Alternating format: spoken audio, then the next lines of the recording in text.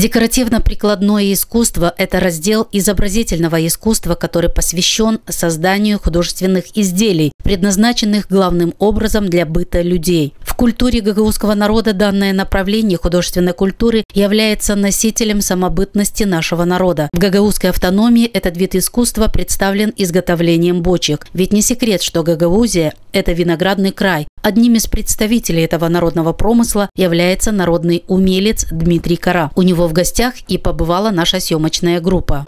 Я люблю до сих пор скульптуру. Сделал эскиз по городской парковой скульптуре. Городской скульптуры. И обратился к одному из бизнесменов, чтобы установить перед его зданием, перед его офисом. А он говорит: зачем мне это? Пусть город делает. Ты мне сделай лучше бочку, говорит. Я решил попробовать. Сделал эскиз, показал этому руководителю. Ему понравилось.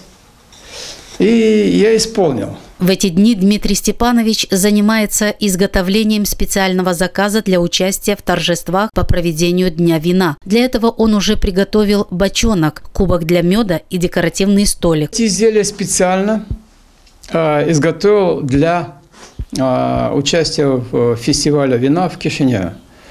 И по этому поводу даже успел 2 изделия сделать: кубок для меда и для коньяка. Я планировал еще чотру сделать, но не успел. Для этого сделал собственный столик, чтобы можно было их выставить. Одним из оригинальных изделий в творчестве Дмитрия Кара является гагаузская чотра. Это самый востребованный атрибут гагаузского свадебного торжества. Выглядит он как деревянный сосуд для вина, которым гостей приглашают на свадьбу. Стенки чотры украшены резьбой по дереву со многими орнаментами. Именно чотра, как отметил народный умелец, отражает самобытность нашего народа. Такие изделия мастер не только изготавливает, но и реставрирует. Вот эту чотру старую мне принесли для реставрации. Значит, в настоящее время моих собственных нет. Я сделал его, но я их делаю свои с другим дизайном немножко, но общая форма сохраняется. В 2009 году приезжал в Камрад Сергей Михайлович Миронов, председатель Верхней палаты Совета Федерации. И вот руководство попросило сделать для него подарок. Это обратная сторона, значит, написали: «Салак Космет Хем Узун Мир, Гагаузия, 2009». У мастера ежегодно проходят практику учащиеся Камрадского профессионального училища, которые вселяют надежду на то, что его ремесло не умрет. Есть преемники, те, кто сможет продолжить дело мастера. Его радует тот факт, что изготовить такое изделие смогут представители подрастающего поколения, которых он сам и обучает. Я им показываю, как делать улики, и вот они делают. Вот они сделали вот эти улики.